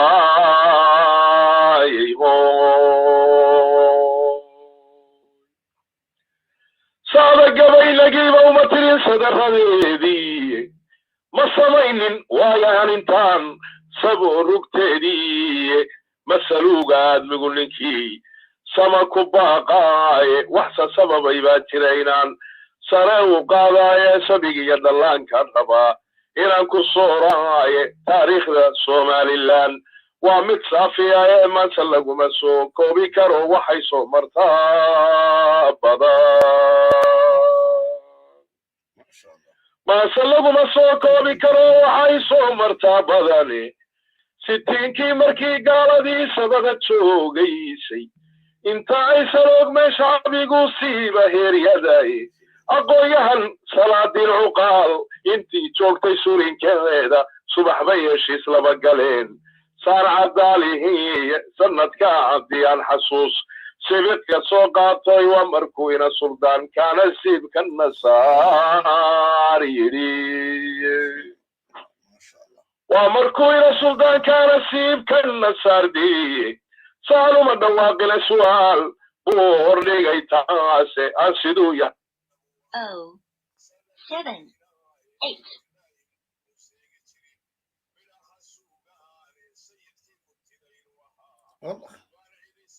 وجيني سورة دي سادمك يقين ama maqalku soo gaadhay saatir bay dhammaantood uga baryaan inuu seexsho jannadii intaasaan ka soo qaadanayaa maanta maasha allah aad iyo aad wallahi qeyraadna gelisay waadna xasuusisay waqti aad iyo aad baa umahadsantahay professor gabaygaas meel buu igaga yaallaa weliba waxaan doonayay markii aan somaliland joogay maalintii 16 juun inaan madaxtooyada markii aan joognay kusoo bandhigo laakiinse timekoo yaraaday aawadeed baan usoo bandhigi waayay laakiinse haddii cimri igu sima insha allah waqtiyada dambe loo dabaaldegaya 16 juun ama 18 may ayaan kaga qayb geli doonaa insha allah maasha allah ilaah ku gaarsiiyo dhammaanteen baan kaga qayb geli doonaa aad iyo aad baad maasantay waaye professor السلام عليكم ورحمة الله وبركاته والله ما أتبون قبل عجيب يعني مع صدق كاني يعني صدق فوسكي عطكي وكاني صدق يقول له جيني إلى هاي نحرس الجنة كورابية عبد الله السلطان سمعته يا يا مول السابوح كعجوشين وقت جي لحد كي يعني على كقادناي بيرت حرية كنا السيب كنا صار له كل ولا جيني ما نسي أي غير سومالي لان لحس شد بديت أي قرن تاريخ ذي مدوبيت هونشي استراجل كهايد الرف كهايد maartay yar iyo weynba lagu maartay lagu hoogmay ya lagu baabay ayuuna xasuusinaya gabaygaasi waqtiyo aad u qurux badnaa dadka reer Soomaaliland dacada hayeen waqtigii innocence-ka xilligii ay fertility-ganu dhamaatay baabadayba ya aynu la xidhanay waa markaan la xidhanay daraamaadka wani kan assalaamu calaykum warahmatullahi wabarakatuh wa calaykum assalaam warahmatullahi wabarakatuh aad baan ku salaamayaa soo dhawo bilaad wada socotaan maranaya aad iyo aad baan ku salaamayaan oo jaamaca Somaliland waa aad iyo aad bay u faraxnay anigu waxaan ahay reer Cadiz Cadiz baan deganahay marka waxaan ahay aqoon inamadii imka beeshadu soo halgameen guriyuhu waxay hawiyeen oo beeshadu politika ay waagi dagaalku u socday maasha Allah marka aad iyo aad baan ku faraxnay oo arinta si fiican baan u wadaa shalay iyo daraad iyo wiiga ka faxad ku jirna gaara maasha Allah waxaan in maanta ka yarhado farmaajo inta soo baxay musabixi baan u qulmo wuxuu doonayaa ina nacambeen baa la sameeyaa caadi imika bulshada dad aan reer Soomaaliland ahayn baa imka nacam waxaad yaabasaa arada meeshan loo qabo in anaga lagu jirin anu Soomaalinimada waxaa doonayaa waa political reasons waxaas keenay nabad intaa sii laabsanay wax naga ciyaara ma doono laakiin nin Soomaaliya xumaan aanu haynaa ma jirto waay oo waa ku hargeysa wala joogay cunaya cabiya waay oo saddex habeenimo nabad ka dhacay ninkii la Djibouti baad adigu sama ninkii la Djibouti xaqii kale ka hadlay ma jiro joole ninkii adu waxaan leeyahay inay dirta plan oo bay waxaan jiray MP Djibouti oo asalaama waxaad ka hadlaysaa maalmadna wajoole barnaamijka ama lagu kala qaybiyo Soomaaliland qolama tahay adigoo qabiil aan lahayn sheeganaya arrinta ma waxa liba samatar meeshiisa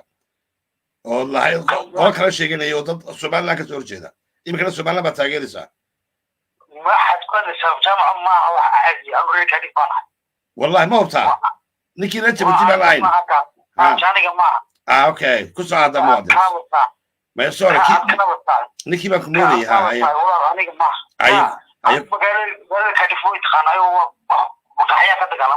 ما شاء الله كل هذا موديل ده اديك اسكن برنامجك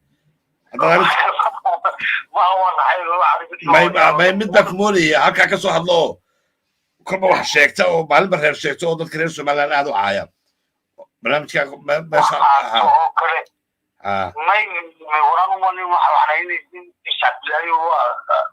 ما كوسع موادنا بالليفيا هذا ساسي كوسع marka ما كبر بشيء ما كان اي عبد بين وجري بين اسكوغان عرض الله حي Somaliland واي نعم waxaan ka yaabay oo maskaxayda geli weeyay waay hadii toosada salaam ka soo wareegay anagu adduunkan forgive they don't forget ayaan gal anu waa forgive waxayna lagu sameeyay laakiin nin boqol maayo maanta dadkii waxay ugu sameeyay skoos geli maayo waxay haysanaya xuduuda haysanaya ما شاء الله صح libaax nabada ku jiraan intaas soo madaxweyne sugay kala bedelay waaran yaa waxaan qorana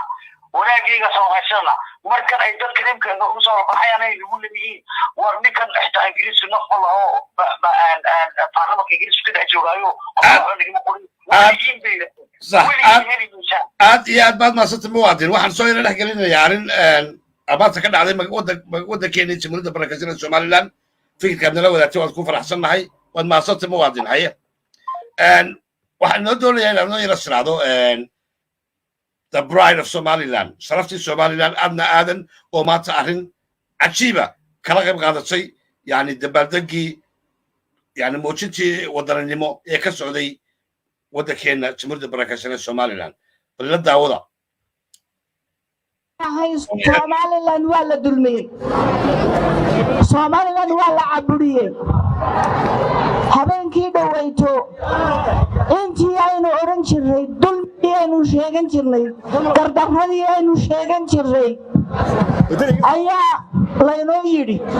oo baarlamaanka ingiriiska laynooga yidhi waxay Soomaalidu tiraahdaa wax afkaaga ku qalooco afka walaalka ku quman baa jira haddii maanta baarlamaanka ingiriiska bartamihiisa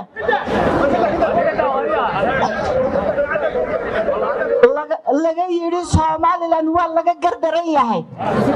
soo wax ilaahay looga mahadnaqa maaha haddii baarlamaanka ingiriiska laga yidhi Somaliland in la aqoonsaday mudan tahay soo wax ilaahay looga mahadnaqa maaha halkaasaynu ka wadaynaa garteenna waynu sheeganaynaa garteenna waxaynu u sheeganaynaa si aynu ilaahay ula hortagi karno inaynu cadaalad rabno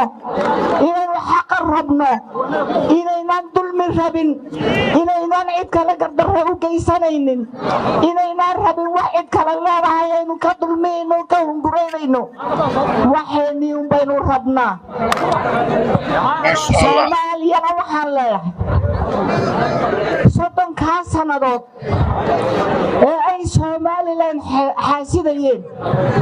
iyo 10 sannadood ee ka horreeyay ee ay Somaliland xasuuqayeen ee ay aabayaashiin xasuuqayeen awowayaashiin xasuuqayeen xabaabo dareed burayeen malka durduro waa taba laba tallaabo ii jirtaa intii ay odhan lahaayeen masaamaxa oo ilaahay u toobad keeni lahaayeen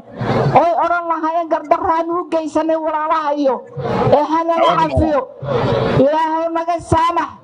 dhiig muslimiinaanu gallay dhiig taasina waxa ahayd waa adna aadan oo maanta ka khudbadanaysay iyadoo weliba xataa ku khudbadaysay luqado fara badan af Soomaali kaga bilowday Ingiriis ku xigsiisay French ku xigsiisay doonaysay inay message-keeda gaarsiiso meel aad iyo aad u sareysa assalaamu calaykum waraxmatullahi wabarakaatu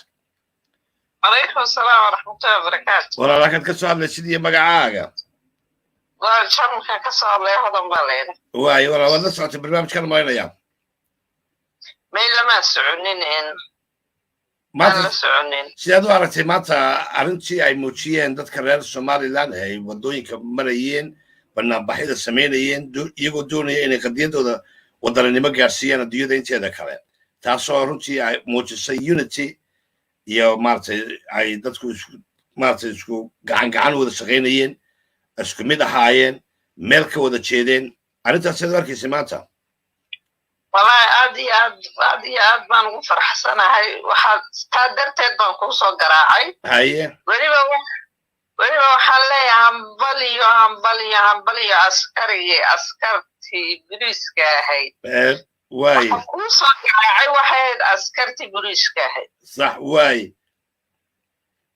waxaan leeyahay garabkiina anu waan jecelahay ciidanka waan jecelahay ama military ama police aade waaran waa dadka ilaalinaya qarannimadeena ma jecesha inaynu dadka caynkaas u samayno yani waxyaalo ka farxiya iyagana si ay nooga farxiyeen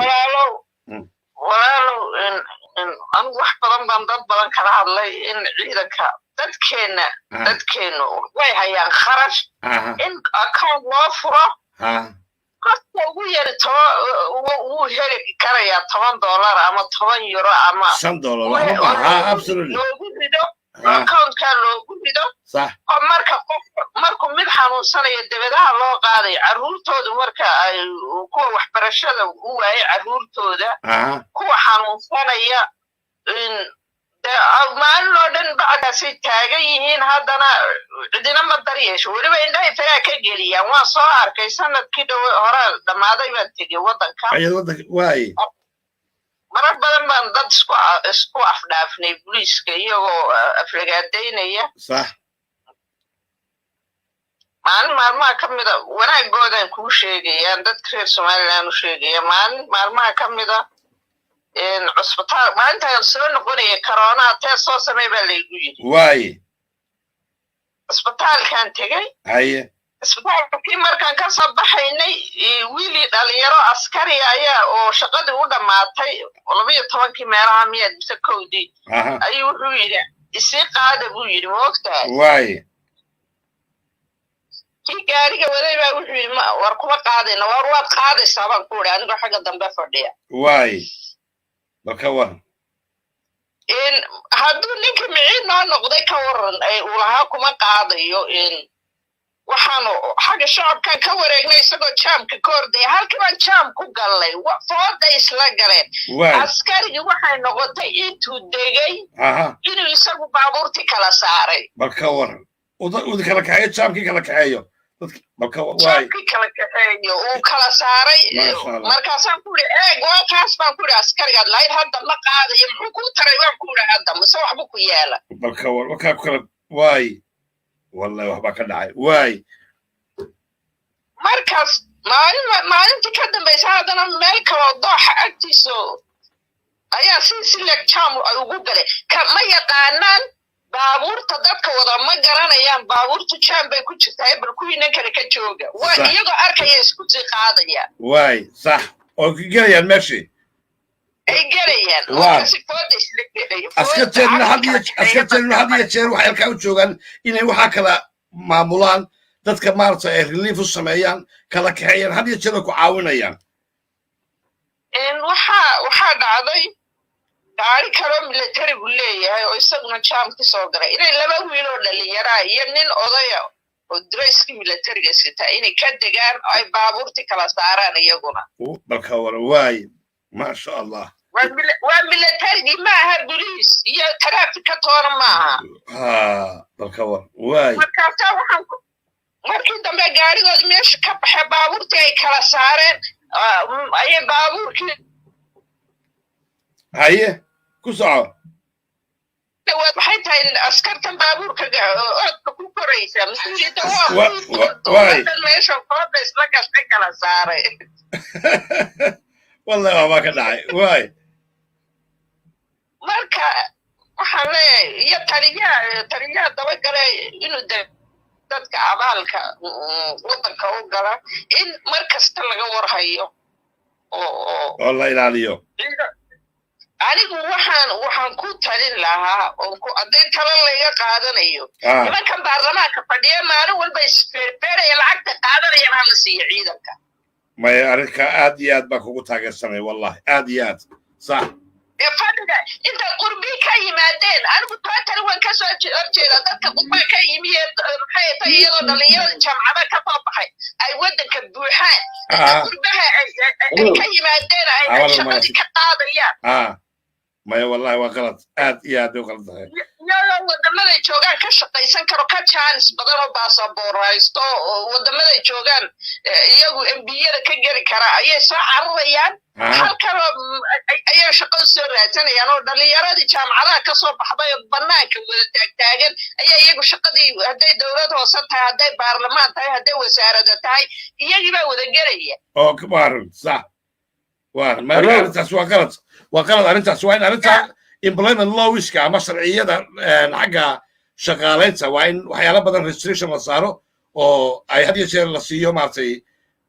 importanceska la siiyo dadka waddanka degan iyo militariga dhalinyarada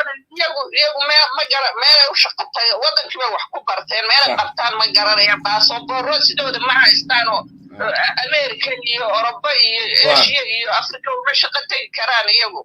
inay u daayaan weeye shaqada yar meesha ka soo baxda dhalinyarada jaamacadaha ka soo baxaysa in loo daayo weeye ma waa aad iyo aad baad maasantay thank you walaal waad maasantay fikirkaaga fiican aad wadaagtay waad maasantay anigu waan soo eego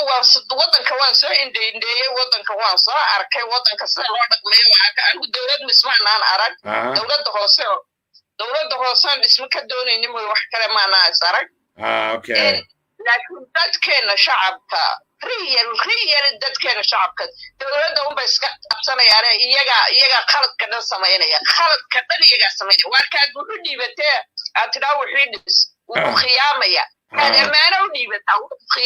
وقدعية كاكولا برلمان كل شيء مركز أنا هذا واحد ورانا يا دولة وكوربشن كل كعبة دولة مسمى كسر هذا تيجي كسر نحبها واي ولا مار يجي كنت بالدولة دو ليد هذا سمع كلمة دارنا بس والله مركز تيجي وانكمل واحد أدوك سميني سد أدوك واحد سميني تدوك عايزين سواء ما بكرة ويا هذا ينسى نعم absolutely ما يوت أدبل ما صرت ولا thank you very much فكرة وصلت إنك لا كنت ماشي سمع الحياة. أسكرتها بالسلام يا أسكرتها وحنا هالكا كسي ولا تركي نسلا وشقة والله إذكر ما تدبر لها إذكر مركز توا كل شيء وحنا أسكرتي بداو. إيه ما صرت ولا تركي. السلام عليكم. كل سلام عليكم. وعليكم السلام جامعة ونكلي جبتي شيء زي مكان الله أنا ويلي عبد الله من هاي أبو عذر كبر على شينا عبد الله أصلا اللي جيس قدر عشان شغله إنه كان صاحي كلا صالح رنا هو عن صاحي كامل هو عسكري سوماليلاند احترام وعد ومالها إنه كنا هنا كير إنجليز كير بوليس كنا بحاجة كاركو أيدي بيسوا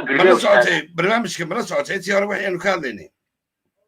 أنت ورا كل كلام مالش لكن واحد ثاني عاو فوق عن قصة الله سيدر كيس برنامجي وحين ماشي كسعودي ما تسوي إيش الله وأنا كل فرحة بكجرنا إم سيد واحد الله بلاوي أيه فرحة بكجرنا أنا سيد هذا شمال سقالية لو الله إنك يبطلوا بكير بيري فرحة توين كله جوه صح أو يمكن الله واحد ما يعني السياسة ما تكديدا كويني إن السياسة ما يعلو ميمات absolutely سماها واي إن السياسة ما تلاقيها على مين قديدة كونه إن كايرنا وديرنا يا لمن بعد ضرب كسوري حيو عمايلا ضرب كسوري حيو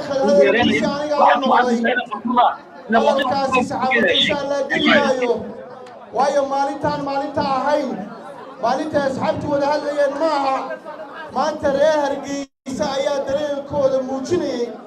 aniguna maba jeclayn inaan af Soomaali maanta ku hadlo waxaan doonayaa adduunka inaan anoo idinkeedin matalaya dhawaaqeena inaan gaarsiiyo oo afay garanayaan aan ku gaarsiiyo insha Allah taala markaa hore sharafi cidid baa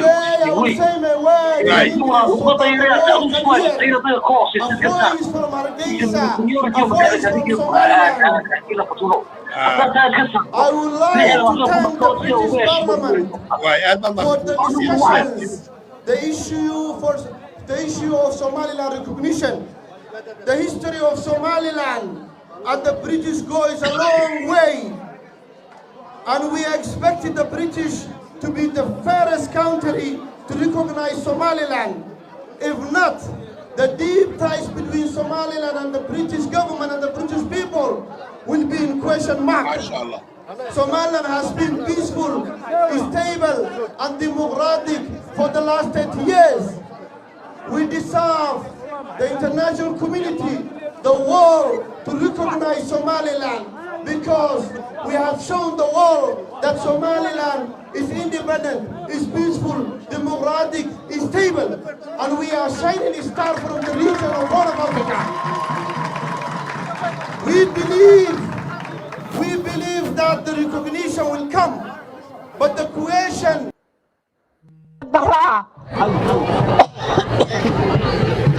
halkay ilaahay ka bari lahaayeen ilaahay dambigooda ka caafiyo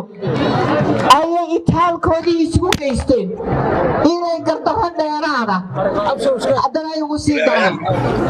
marka waxaan leeyahay horta toobad keena horta waxa xoogiina isu geeya si aad kiina u dhisan lahaydeen dalkiina u dhisan lahaydeen dalkiinan baaba'a ah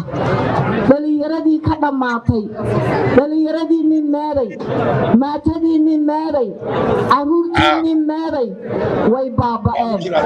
afartan shaad iyo afartan neegtayaad soo xidhataan ayaa dowladdu isku moodaysaa dadkiinu maatadiinu annagay noo timaadaa masaakiintiinu annagay noo timaadaa xagga iyagay dawarsataa ka aanu nacno ka hunguriga weyn ka tuugga ah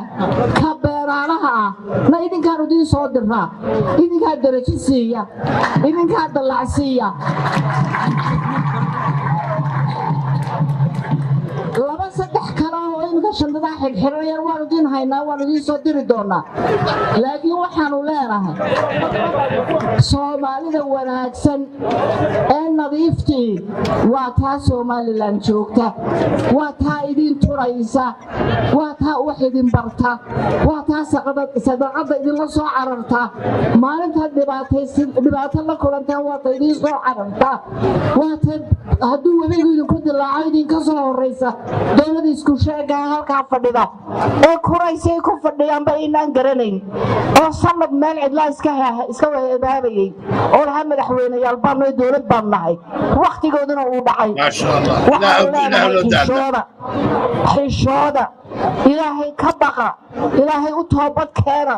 Somalilandna afis weydiista sidaasay ku rool tahay annana waan idin caawin waxbaynu iswada qabsan walaalnimadaad sheegaysaan ka dhabeeyo natusa walaalnimadu ma waxa weeyaan aan idin dillo idin dulmino walaalnimadu ma xabaalaan ku gurnaa natusa walaalnimadiinna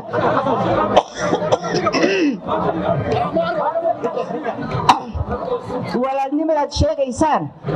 natusa oo hal idinka arko oo islaamnimadaad sheegaysaan hal idinka arko oo website-dadan iyo beentanaad sheegaysaan iyo taa waa la isaga yimid adduunkii wuu idin bartay beentaad sheegayseen waxaa runtiibaa ka xog weynaatay xaqiibaa ka xog weynaaday waxba ma haysataan annagaa idin miciina annagaa wax idinma qaban karnaa annagaa idin caawin karnaa oo cafisna weydiista soomaaliyay somalilan cafis weydiiso ilaahay u toobad keena dhalinyaray dal wanaagsan baad u dhalateen somalilan baad u dhalateen somalilan baad u dhalatay yaa kaa wanaagsan maanta dalkaa isagu isdhisay ee nidaamka samaystay ee dadkiisii soo hoystay ee dadkiisii dawaystay ee dadkiisii waxbaray ayaad u dhalateen yaan been laydiin sheegin somalilan ha noolaato aan baclo somalilan ha noolaato aan baclo somalilan ha noolaato والسلام عليكم آمين آمين. This is a great day in Somaliland. It's a day when we have the government, the people, the youth, the women, and all Somalilanders in one voice are sending our appreciation and our congratulations to the brave women and men in the British Parliament who voiced their opinion for justice for Somaliland. Britain is known for its strength, for its respect for human rights and for dignity of mankind. Britain was our friend when Somaliland was the British Somaliland Protectorate. Britain is the power who we shared feelings with, strength with during World War I and during World War II. Somalilanders fought in Burma alongside with the British British troops. They fought oppression. They fought injustice. They fought fascism. And our sons and our daughters gave their blood, gave their life to fight for justice. Today, we are grateful that Somaliland has given us its voice to support that of Somaliland. When we have suffered injustice, when we have suffered genocide, when our bodies, the bodies of our victims were filled in mass graves, it is only Great Britain who said this is wrong. Thank you, Great Britain. Thank you for adding your voice to ours. Thank you for fighting alongside us. We recognize your strength. We recognize your value as world leaders. Thank you. Thank you, Great Britain. Long live the Queen. Long live Scotland. Long live justice.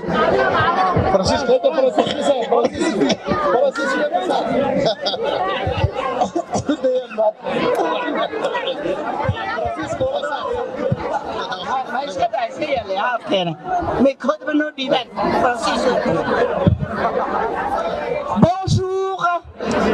Bonjour tout le monde. Bonjour la France. Bonjour tout le monde qui parle la langue française. Aujourd'hui, je suis au Somaliland, dans le pays qui a connu l'injustice pendant 30 ans. Et c'était la Grande-Bretagne. C'était le membres du Parlement de l'Assemblée de la Grande-Bretagne qui ont joint leur voix à notre pour demander la justice au peuple du Somaliland. Et aujourd'hui, j'envoie les deux paroles que j'envoie d'ici de Somaliland. Je demande à la France et à tout le monde qui parle la langue française de défendre la justice, de défendre le Somaliland et ajoutez votre voix aux voix du peuple du Somaliland. Vive la France, vive le Somaliland. Merci. Merci.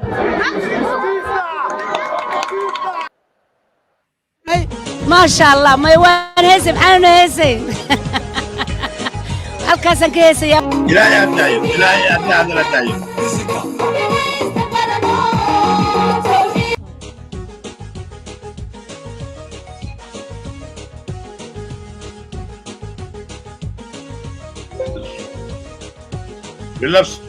bilafeer wallahi adna halkani oo ah beerta xorriyadda ee magaalada Hargeysa waxaa ka socda maanta dabaaldeg iyo sidoo kale taageero lagu muujinayo xildhibaan David Williamson kaasoo golaha baarlamaanka Ingiriiska geeyay arrinta qadiyadda Somaliland waxaana isugu yimi bulsho badan oo ka kala yimi magaalada Hargeysa iyo sidoo kale arday tiro badan makarafoonka ayaa la dhex marnay waxaana weydiinay sababaha halkan isugu yimaadeen iyo sidoo kale dareenkooda waxaana yiraahdeen wallahi dareenkayga lama qiyaasi karo ma sha Allah aad baan ugu faraxsanahay anigoo ictiraafkayga sugaya oo leeyahay Somaliland ha noolaataan leeyahay aad buu dareenkaygu u kacsayay ma sha Allah lama qiyaasi karo lagu taageerayo qadiyadda Somaliland sidoo kale lagu taageerayo doodii dhawaan ka dhacday ay soo jeediyeen baarlamaanka waddanka Ingiriiska ay kaga hadlayeen qadiyadda Somaliland waa arkaysaan maanta caruur iyo ciroolaba in maanta Somaliland guud ahaan laga soo wada baxay iyadoo runtii qadiyadda la taageerayo ma sha Allah waanu faraxsanahay waanu wanaagsannahay guul baanu rajaysanaynaa inaanu guul helo waa taasoo maanta waxa weeyaan farax weyn weeyaan waanu fiicannay Somaliland waxaan ka rajaynayaa ilaahay inuu guulna siiyo uu gacan qabto uu ilaahay ictiraaf siiyo sidaasaanu rajaynaynaa alxamdulillaah waxaan isugu nimid inaanu soo dhawayno ninkii u dooday Somaliland madax bannaanideeda marka uu ku mahadsanyahay baanu leenahay Somaliland ilaahay cimrigeeda ha raajiyo guushay doonaysaa waxaan leeyahay Somaliland xorowday saxarkii baxyo iyo samaatay horay u socoto hagaag guul iyo gobonimo hal mid baan ka odhanayaa dawladda anjaarkana ma luba ictiraafkeena ku fadhida waxaan leeyahay Soomaaliya way gooni goosatay wayna tagtay u qira gobonimada niyaani Soomaaliya noola farxadayda lama koobi karo aad ayaan u faraxsanahay waxaana ka socdaa dugsiga 26 Juun wallahi dareenkaygu aad buu faraxsan maanta waxaan ku qiyaasay ma garanayo maxaan ku yiraahdaa Soomaaliyana ma doonayno Soomaalinaanimadeeda waxaan doonaynaa in lagu ictiraafo caalamku waxaan ka codsanaynaa ictiraaf gaar ah sideedana loo ictiraafo maanta waa maalin weyn oo shacabkii reer Hargeysa ay muujinayaan dareenkooda muwaadinimo waa maalin weyn oo ay dirayaan fariin weyn oo daaran laba qaybood mahadcelinayaan xildhibaanada dawladda Ingiriiska ee ka dooday qadiyadda Soomaaliland iyo jawaab cad ay u dirayaan cid kasta oo maartay qaranka nagardaamada daba socota waxaanu leenahay boqortooyada Ingiriiska ay taariikh weyn bay naga dhaxaysaa oo ka soo bilaamaysa 100 sano ka hor ku dhiirada inaad aqoonsataan noqdo wadankii ugu horeeyay ee jasiiradda qaniga ee Soomaaliland aqoonsiga siiya aad iyo aadna waxaan u salaamayaa TV-ga MMTV oo maanta isaguna maartay munaasabadda qayb weyn ka qaadanaya tibinteeda iyo guud ahaan shacbiga reer Soomaaliland ee ka soo qayb galay munaasabaddan ay ku muujinayaan taageerada ay u hayaan wadankooda iyo qarannimadooda shacbiga dhammaan Soomaaliland oo dhan baa ka salaamaya waxaan leeyahay qadiyad maanta ciyaara maaha maadaama ilaahay nagu guuleeyay ilaahay idinkiisa aynu ilaahay ka baryayno in calankeena iyo dalkeena goosadkeena iyo nidaamkeena ay dawladaha reer galbeedku ay nagu taageereen waxaan ilaahay ka baryaynaa calan khayr qaba iyo ummad khayr qabta ilaahay ha inooga dhigo ummadda Soomaaliland waxaan leeyahay meel kasta joogaanba ha isku tirsadaan dhammaantood asalaamu calaykum bismillaah guulad maxamed aadan guulad cunaabi MMTV عاوزة دكتورية وعن آد هلكن أنكم معموسة يعني موقعي وكساري أدنى آدن وهرنتي رو موديل ودمان دليل يتذكر Somaliland هلكي جارسين كرتو مارسي نلاشو يو قديد إن ميل جارسيان يعني أكثر كارفيسان ضد رنتي سدا وضع على ما يقديد هل إيه هبينو تاجن ما أقولان إنه كومالا يعني يهدي يشير يعني لو شبتو waxyaalaha yaryar ee dollarka iyo dinarka la yara siiyo oo aan runtii meel gaarsiisanayn marka caawinta sanadka kaga baxaya waxaan leeyahay dhammaantiinba habeen wanaagsan adna aadan ilaahay cimriga iyo caafimaadkaba ha u dheereeyo dhammaantiinba waad mahadsantihiin reer Somaliland waa inoo iyo habeen dambe iyo caweyska dadka reer Somaliland waad mahadsantihiin dhammaantiinba